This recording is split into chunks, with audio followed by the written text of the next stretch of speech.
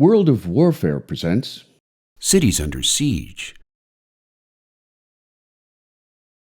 Beginning in 1939 and rising steadily until the end of the war, European cities and strategic targets under Axis control were subjected to round-the-clock aerial bombardment, the RAF by night, the Americans by day. Estimates relating to death toll figures vary, but most conservative historians place bomb-related fatalities at 600,000 lives, with an additional 800,000 people left seriously wounded. For civilians not killed or seriously wounded by Allied bombs, many millions more suffered psychological debility throughout the remainder of their lives. The number of civilians killed by bombs was nearly twice the number of combat deaths suffered by American forces in both the European and Pacific theaters. The vast majority of German civilians killed by bombs were women, children, and the elderly, due to an insufficient supply of government bomb shelters. Most historians who have contemplated the bombing war in Europe drill down on two specific questions. Was it effective in shortening the duration of the war, and was it moral? The concept of urban strategic bombing came of age in the mid-20th century, turning industrial homeland cityscapes into battlegrounds rarely witnessed in the history of human conflict. It tested the social will of millions of civilians, placing new pressures on patriotism and political allegiances when civilian populations came under direct or inadvertent attack. Why bombed-out societies failed to collapse, as theorized by the interwar bomber mafia, remains a significant point of debate, since morale in Germany remained relatively high until near the end of hostilities, while Italian morale plummeted in the days before its surrender in late 1943. Factors explaining these differences may include the intensity of the bombing experience by city, regional differences, and the cultural impact of government propaganda.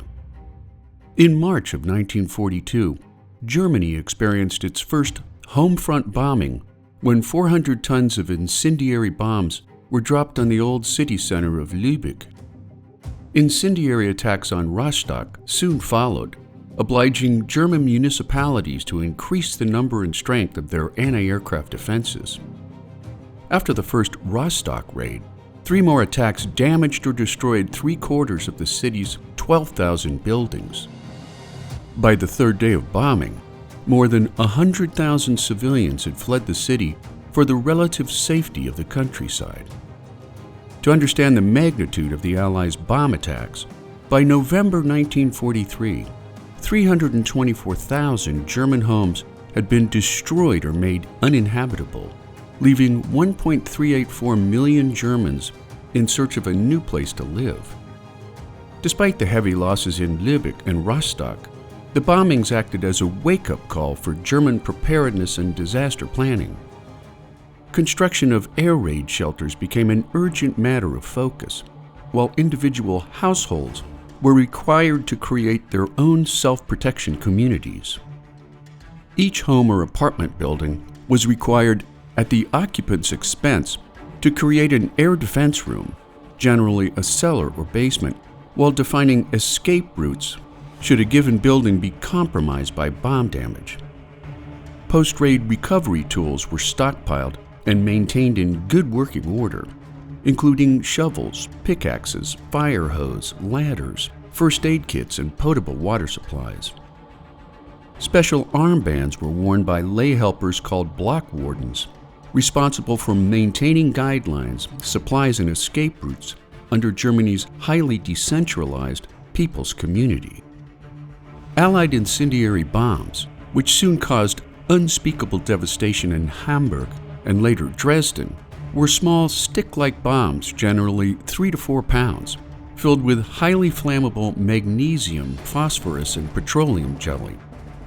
Phosphorus fires in particular could not be put out with water and burned anything it splashed onto. Interspersed with high explosive, or HE bombs, the combination of bombs ensured a massive dispersal of fiery destruction over targeted cities.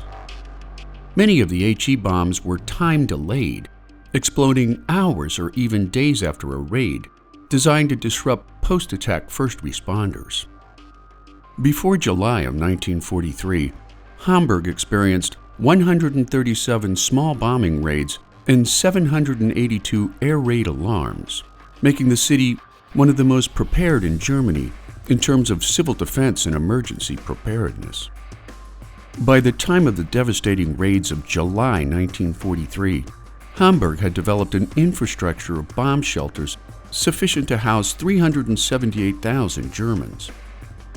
Attics had been cleared of potential accelerants, while a program of coating exposed wood beams with fire retardant had been successfully implemented.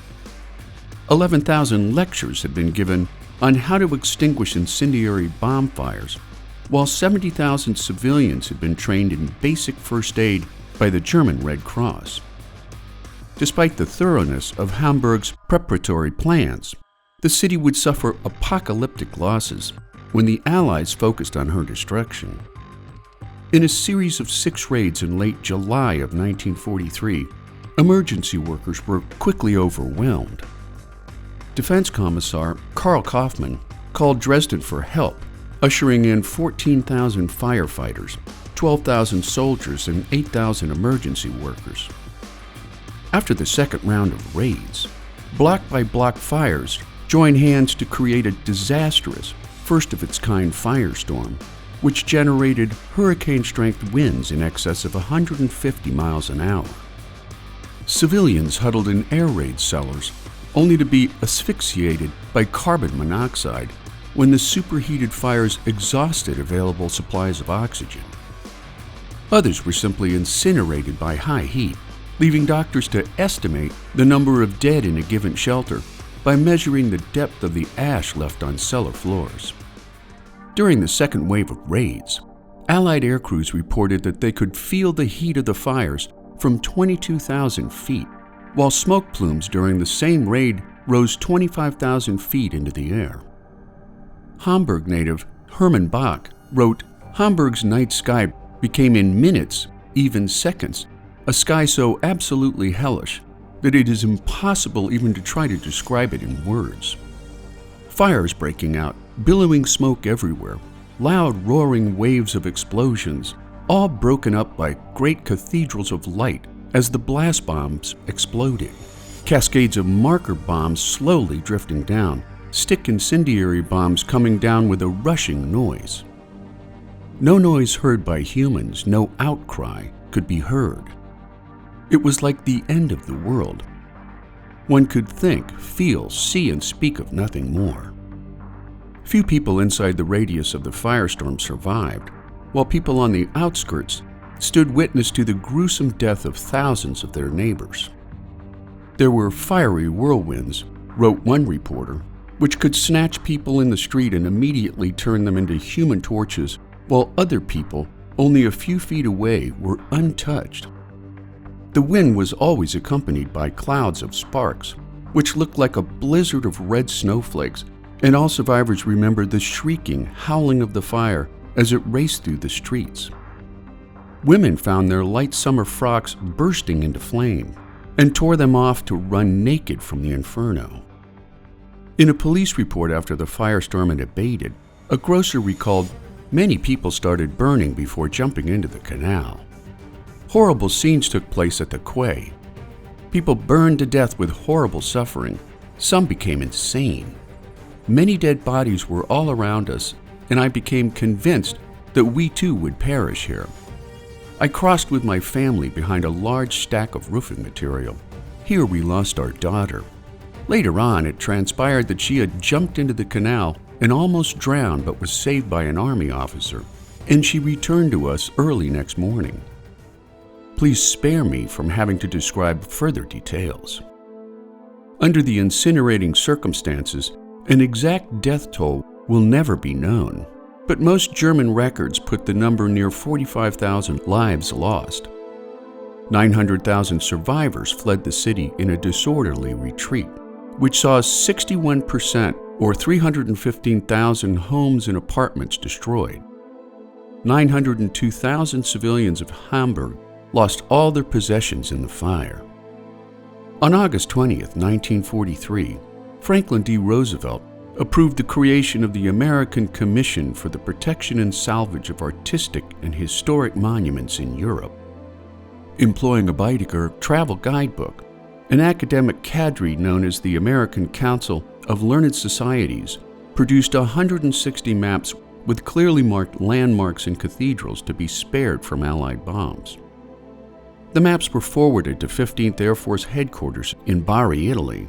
However, 15th Commanding General Nathan Twining's end-of-war report reveals that more tons of bombs were dropped on Rome than the Germans dropped on all British cities put together.